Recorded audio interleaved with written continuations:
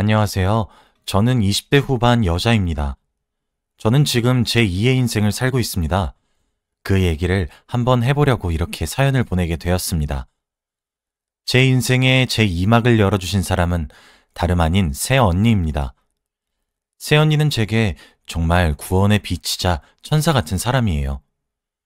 저는 정말 저런 새언니를 데려온 오빠를 꼭 안아주고 싶다는 생각이 난생 처음 들 정도로 새언니는 제게 또 다른 신앙이 되었습니다. 제가 새언니 말 한마디에 껌뻑 죽고 이렇게 잘 따르게 된 이유는 당연히 있어요. 바로 새언니로 인해 제 청춘이 이제 나름 괜찮아졌단 것이 이유죠. 사실 저희 집은 매우 매우 가부장적인 집안입니다. 여기에 소개된 다른 가부장적인 집안들과 비교가 되지 않을 정도로 정말 심한 편입니다. 드라마에 나올 법한 남자는 하늘이고 여자는 땅이다의 사상이 찌들린 전형적인 가부장적인 집안이죠. 오빠와 저는 6살의 나이가 차이가 나고 새언니와 저는 3살의 나이 차이가 있습니다. 새언니와 약 5년 전쯤에 결혼을 하였는데 제 나이가 24살이었죠. 저희 집은 그때에도 아주 철저하게 오빠와 아빠를 중심으로 집안이 돌아갔어요.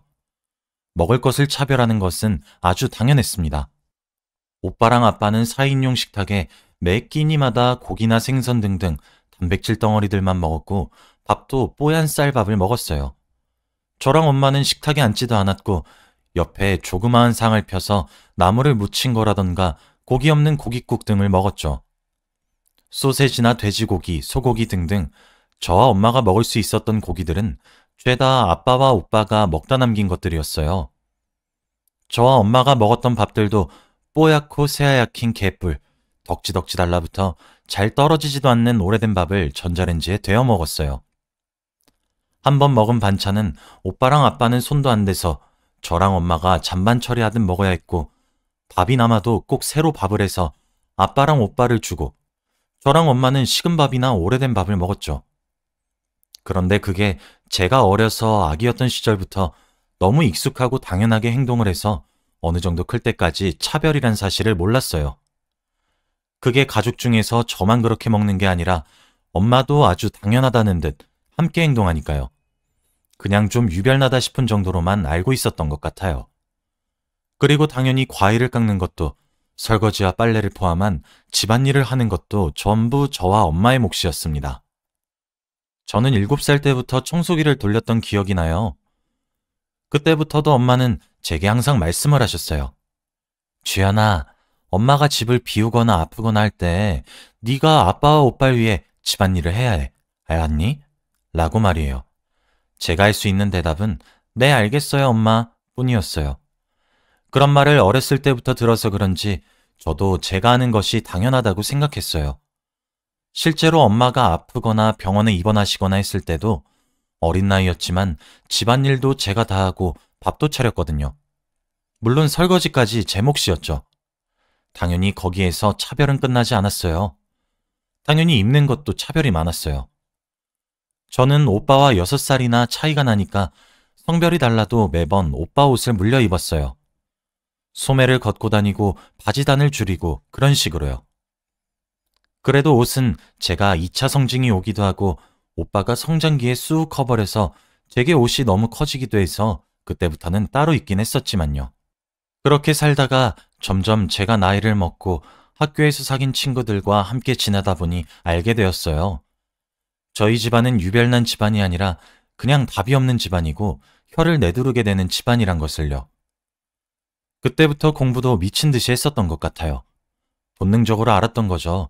집구석을 나가야 되겠다는 사실을 말이에요. 그래서 그런지 저는 공부를 꽤 잘하는 아이로 컸습니다. 엄마 아빠는 그래도 제가 공부 잘하는 것을 자랑스러워 하셨어요. 포인트가 묘하긴 했지만요. 공부머리가 오빠에게 안 가고 제게 온 것을 탐탁치 않아 하셨거든요. 그래서 그런지 제게 학용품을 사는데 쓸 돈은 넉넉히 주셨지만 오빠가 과외를 서너 개씩 할 때 전 독학으로만 공부했어요. 그래도 오빠를 가르쳐주는 수학과외 선생님께서 저를 무척이나 대견하게 생각해 주셔서 엄마와 아빠에게 말해 수학과외 하나만 겨우 들었네요. 아직도 그 선생님께 참 고맙습니다. 오빠는 그렇게 공부를 해서 서울 상위 10위권 내의 대학에 철석 붙었고 6년 뒤 저는 스카이 중 한 곳에 입학하게 되었어요. 다른 집과 달랐던 점은 저희 부모님은 제가 공부하는 것을 지원을 해주셨던 것 정도입니다. 적어도 등록금은 부모님이 부담해 주셨거든요. 저도 성인이 되다 보니까 엄마와 아빠가 제가 어렸었던 시절처럼 대하지는 않더라고요. 하지만 그렇다고 집안 자체의 가부장적인 분위기가 사라지지도 않았죠. 그런데 지금 생각해보면 그때부터 오빠가 제 편을 많이 들어주었던 것 같아요. 셈을 해보니 제가 성인이 되던 해부터 오빠가 새언니와 연애를 시작한 시기였더라고요. 뭔가 그 시점부터 묘하게 오빠의 태도가 달라졌었던 것 같아요. 제가 오래된 밥을 먹든 말든 식은 밥을 먹든 말든 신경은 쥐뿔도 쓰지 않던 놈이 라면에는 식은 밥이 제격이라며 제 식은 밥과 본인의 쌀밥을 바꿔 먹기도 했고 저녁을 먹다 말고 식탁에 있는 고기를 저희 작은 상에 덜어주기도 했고 어떤 날에는 몰래 제 방에 들어와 용돈을 쥐어주기도 했거든요. 그리고 설거지도 도와줬어요. 원래 저희 엄마가 오빠랑 아빠 손에는 물 한 방울 안 묻혔거든요. 그런데 엄마 몰래 부엌에서 뭐 꺼내 먹는 척 하면서 헹구는 거나 접시를 정리하거나 뭐 그렇게 사소한 거라도 도와주더라고요. 생전 제 생일이 봄에 있는지 여름에 있는지도 모르는 놈이 제 생일엔 왜 케이크 안 사주냐고 자기가 나가서 헐레벌떡 사오기도 하고 수상한 기색이 물씬 있었어요. 그때부터 오빠 새끼에서 오빠 놈으로 제가 마음속으로 승격을 시켰던 것 같네요. 그때는 솔직히 속으로 밥을 잘못 먹었나? 머리가 헷가닥했나? 별 걱정을 다 했던 것 같아요. 그러던 어느 날 오빠 놈의 이상행동도 어느 정도 익숙해졌을 무렵이었고 제 나이는 23살이었습니다. 하루는 오빠가 거실로 저희 온 가족을 부르더니 갑자기 폭탄 선언을 하더라고요. 저 결혼하고 싶은 여자가 있어요. 라고 말이에요.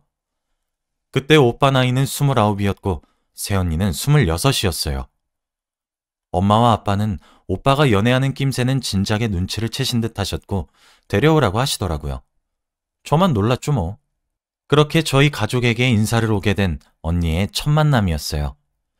첫 만남이라 집에서 만나기보다는 근처 좋은 식당에서 만났죠. 저희 오빠도 저보단 조금 부족하지만 좋은 대학에 좋은 성적으로 졸업했고 또래에 비해 괜찮은 직장에 들어가 괜찮은 연봉을 받으며 지내고 있었어요. 언니도 오빠와 같은 대학교를 나왔는데 언니는 오빠보다 더 좋은 곳에서 일을 하더라고요. 엄마가 그걸 듣고 그래도 여자가 남자보다 잘나면 남자 귀가 죽 이런 식으로 잔소리를 하려고 하자 오빠가 말을 싹 잘라먹고 그쵸 엄마? 남자 귀가 죽이게 살겠죠? 이렇게 유리가 대견해요. 라고 하더라고요. 전 엄마 어안이 벙벙한 표정을 난생 처음 봐서 그날 웃겨 죽는 줄 알았어요. 그래도 다른 사람도 아니고 자기 아들이 말을 잘라먹으니 뭐라 하지도 못하는데 웃기더라고요. 아빠는 원체 과묵하셔서 그냥 필수적인 질문들만 몇 개 하고 고개만 끄덕거리셨고요. 새언니의 첫인상은 인상이 정말 좋고 밝은 이미지라고 해야 하나? 그냥 꼬인 부분 없이 항상 밝은 사람들 있잖아요. 애교도 많고 웃음도 많은 그런 사람이요. 딱 그런 화사한 느낌이었어요.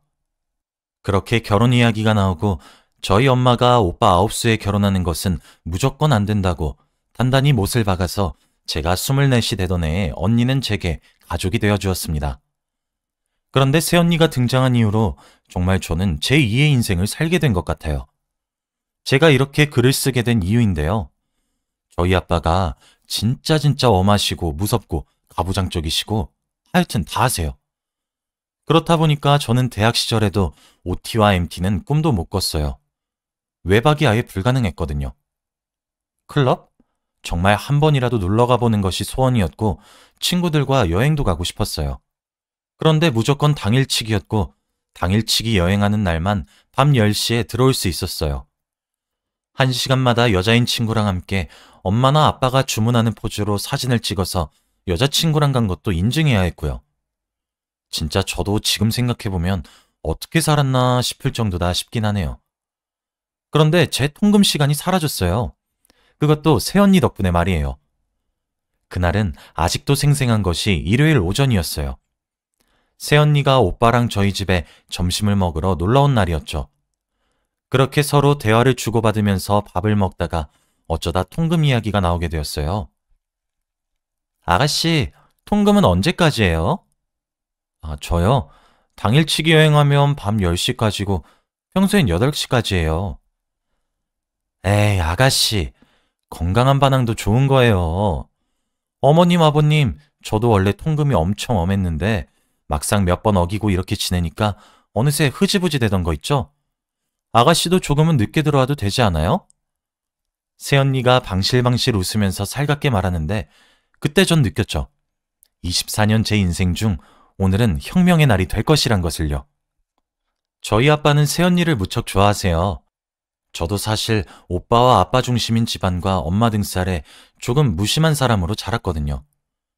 그래서 정말 꿈에도 몰랐는데 저희 아빠가 새언니의 애교에 살살 녹더라고요. 매사 어떻게든 트집 잡을 건덕지를 찾아내는 매의 눈을 가지고 계셨던 아빠였는데 새언니가 방긋방긋 웃으면서 얘기를 하면 그래 뭐 네 말도 일리가 있지 라고 편을 들어주셨거든요. 새언니가 제 통금을 늦추는 제안을 했는데 옆에서 오빠는 언니 바보이기 때문에 그래 그것도 좋지 여보가 현명하네. 하긴 나도 동생 나이였을 때는 통금이 없었던 것 같기도 해 라고 하며 앉아있고 언니 맞은편엔 아빠도 아무 말 없이 침묵하고 있었어요. 그랬더니 엄마가 속에 천불이 나셨는지 쓸데없는 소리 하지 말고 밥이나 먹자 라고 하셨고 저희는 밥을 먹었어요. 그렇게 제 혁명은 여기서 끝이구나 싶었죠. 밥을 다 먹고 거실에 둘러앉아 과일을 깎고 있었어요. 언니가 또 통금 얘기를 하더라고요.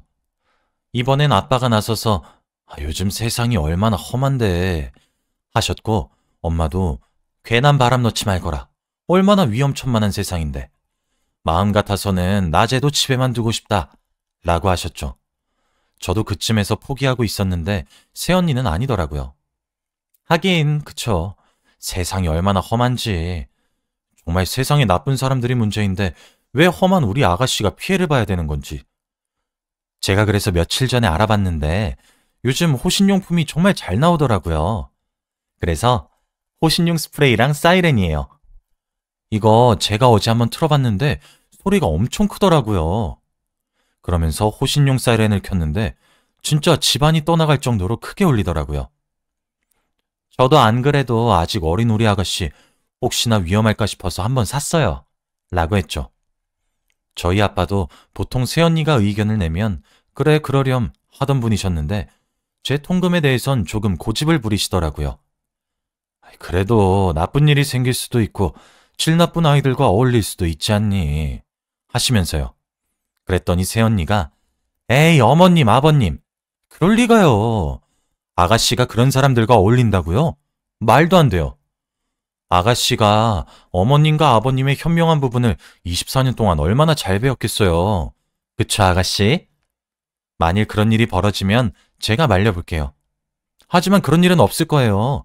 아가씨가 어머님이랑 아버님한테 얼마나 완벽한 가정교육을 받았는데요. 그치 여보? 라고 했고 이 한마디에 저희 아빠는 결국 오케이를 하셨고 엄마도 아빠가 허락하니 별 수 없지 알겠다라고 하셨죠. 사실 저는 통금한 시간을 어겼다는 이유로 머리채 잡혀서 머리카락도 잘려받고 2시간 늦었다는 이유로 이렇게 막 살고 막 나갈 거면 아무데도 가지 말라며 옷도 잘려받고 가방도 찢겨받고 카드도 잘려져 봤어요. 저도 반항을 하지 않은 것은 아닌데 제 반항의 수위보다 엄마와 아빠의 방어막이 더 견고했죠. 그래서 저녁 7시만 되어도 출발을 해야 늦지 않게 통금 시간인 8시 전에 도착하니 몸에 생체 시계라도 만들어진 것처럼 7시가 되면 딱 느낌이 오고 그랬거든요. 저도 제 처지가 슬펐지만 결혼하면 나아지겠지 하고 말았는데 오랜 시간 길고 길었던 제 통금 투쟁이 새언니로 인해 하루 만에 결판이 나더라고요. 새언니가 제게 윙크를 하며 호신용품을 건네주는데 진짜 언니를 업고 동네방네 돌아다니고 싶었어요. 아빠는 옆에서 그래 새아가 말도 일리가 있어 이러고 있고 오빠도 앞에서 당신 역시 멋있어. 내 동생까지 챙겨주다니. 당신은 천사가 분명해. 이러고 있으니 엄마가 조금 삐지신 게 문제였죠. 근데 그 부분도 언니는 어머님, 아직 오후 1시밖에 안 됐는데 오랜만에 저희 여자들끼리 뭉쳐요. 하면서 저랑 엄마 새언니 이렇게 백화점으로 쇼핑을 하러 갔고 엄마에게 너무 고우시다며 예쁜 명품 스카프를 하나 사주시면서 일단락되었어요. 언니가 그렇게 똑 부러지고 야무지면서 똘똘하기까지 하니까 오빠는 언니한테 스스로 잡혀 살고 좋아 죽고 아빠도 그런 언니의 애교에 완전 녹아요. 저는 아빠가 엄청 엄하고 진중하시고 그런 사람이라고 평생을 알고 있었는데 오히려 애교에도 약하고 조르는 것도 좋아하고 이러는 것도 언니 덕에 처음 알게 되었어요. 진짜 이뿐만이 아니라 저희 집의 가부장적인 분위기를 새언니가 조금씩 환기시켜줘요. 예를 들면 저번에 제 친척 어른께서 저희 집에 대게를 엄청 많이 보내준 적이 있어요. 대게를 보내면서 새우랑 조개들도 엄청 많이 보냈어요. 가리비에 키조개 등등이요. 그래서 언니는 같이 하자고 미리 말했지만 그래도 오빠를 바로 먹이고 싶어하는 엄마의 등살에 언니랑 오빠가 오기도 전에 찌고 삶고 난리를 치고 있었어요. 언니랑 오빠가 도착하고 나서 저랑 엄마가 대게를 하나씩 손질하고 새우도 껍질을 까면서 손질하고 조개도 먹기 좋게 해서 내어가고 있었어요. 아빠랑 오빠는 상에 앉아서 먹기만 했고요. 그런데 바로 그때 새언니가 헛기침을 큼큼해서 오빠가 언니를 보게 만들더니 저와 엄마가 손질하고 있는 걸 한번 보고 상에 올라와 있는 손질 음식을 한번 보고 오빠를 한번 봤어요. 근데 오빠가 웃겼던 게 그 눈짓 한 번에 바로 태세 전환을 해서 엄마, 주연아, 같이 먹자. 따뜻할 때 먹어야 맛있지. 에이, 손질은 또 뭐하러 해. 여보도 얼른 앉아서 같이 먹자. 엄마, 내가 또 새우 껍질 하나 기가 막히게 까잖아. 내가 인터넷에서 봤는데 숟가락으로 한 번에 까는 방법이 또 있어요. 아버지, 이거 보세요. 하면서 자기가 손질하기 시작하는 거예요.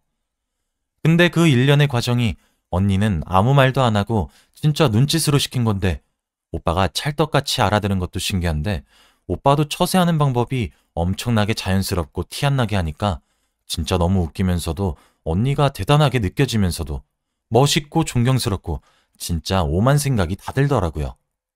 그때 처음으로 오빠랑 아빠랑 같은 타이밍에 식사를 시작하고 같이 끝냈던 것 같아요. 아빠도 오빠가 가르쳐준 방법이 신기했는지 손수 껍질을 까서 드시는데 제겐 나름 충격이었습니다. 이런 식으로 오빠가 슬금슬금 부엌에 드나들기 시작했어요. 원래 엄마가 오빠 부엌에 오는 거 진짜 싫어했거든요. 근데 장남이 그러니까 엄마도 딱히 크게 화는 안 내시고 그러더라고요. 그러다 언니가 임신을 하게 되었어요. 심지어 아들과 딸, 쌍둥이였죠. 이란성 쌍둥이요. 언니가 임신을 하게 되면서부터 오빠는 더 언니 말에 껌뻑 죽고 과보하듯 어와둥둥하기 시작했고 믿었던 아빠도 새언니가 바람이 불면 날아갈까 쥐면 부러질까 하며 전전긍긍 하셨어요. 어느 정도였냐 하면 새언니가 목마르다는 말에 아빠가 직접 물을 떠다 주셨다니까요. 그리고 엄마도 그런 꼴 보기 싫다 싫다 하시면서도 언니 몸에 좋다는 보약을 한제 짓고 그러셨어요. 지금은 쌍둥이가 많이 커서 3살이 되었어요. 그리고 언니의 임신과 출산으로 저희 집의 가부장적인 분위기가 정말 많이 희석되었어요. 언니가 나중에 제게 그러더라고요. 제 오빠가 자기한테 본인의 집이 많이 가부장적이라고 결혼 전에 미리 말을 했대요. 하지만 그런 것들에게서 무조건 언니를 지켜주겠다고 호언장담하고 약속에 맹세도 해주길래 결혼을 했대요. 이 사람이라면 우리가 꾸려나갈 가족이 우선이겠구나 싶어서요. 그런데 막상 결혼하고 나니까 언니가 생각했던 것보다 훨씬 더 가부장적이어서 너무 걱정이 되더래요. 언니와 오빠가 아이를 낳으면 손자, 손녀가 차별을 당할까 싶어서요. 눈앞에서 제가 오빠와 차별을 당하고 있으니까요. 그래서 언니가 정말 노력하려고 했고 저도 언니를 너무 잘 따라줬대요. 그래서 고맙다고 하더라고요. 저 진짜 너무 감동이었잖아요. 그런 언니의 노력이 빛을 발한 건지 예쁜 공주님과 멋진 왕자님인 조카들이 태어나면서 저희 집은 정말 많이 나아졌습니다. 일단 집안의 장남인 오빠부터 딸인 조카를 더 어와둥둥하기 시작해서 그런지 조카들은 저와 달리 평등하게 사랑받으며 자라고 있어요. 저희 엄마랑 아빠도 언니와 오빠가 조카들을 데려온다고 하면 입이 찢어져라 웃으시고 아빠는 청소기도 돌리세요. 조카들이 먼지라도 들이마실까 걱정이 돼서요. 아직 완벽하게 가부장적이지 않다고 말할 순 없지만 언니 덕에 정말 분위기가 많이 바뀌어서 언니에게 고마운 것이 참 많아요. 진짜 언니를 보고 있으면 남자는 여자하기 나름이라는 말이 절로 생각이 나요. 자기밖에 몰랐던 이기적인 오빠놈이 저렇게 아내 바보인 것은 5년이 지난 지금 봐도 참 신기하네요. 그리고 언니 덕에 통금이 풀려서 저도 드디어 남자친구와 결혼 얘기가 오가고 있어요. 덕분에 아름다운 추억들도 많이 쌓을 수 있어서 참 행복한 연애 시절을 보냈죠. 저도 지금 현재 9수라서 엄마의 반대가 거세서 아마 내년에 결혼을 할 것 같긴 해요. 이 글을 빌어 제 혁명을 이끌어준 새 언니에게 무한한 감사를 드리며 그런 언니를 가족으로 만들어 데려와준 오빠에게 너무 대견하다고 말하고 싶네요. 제 이야기는 여기까지입니다. 긴 글 읽어주셔서 감사합니다.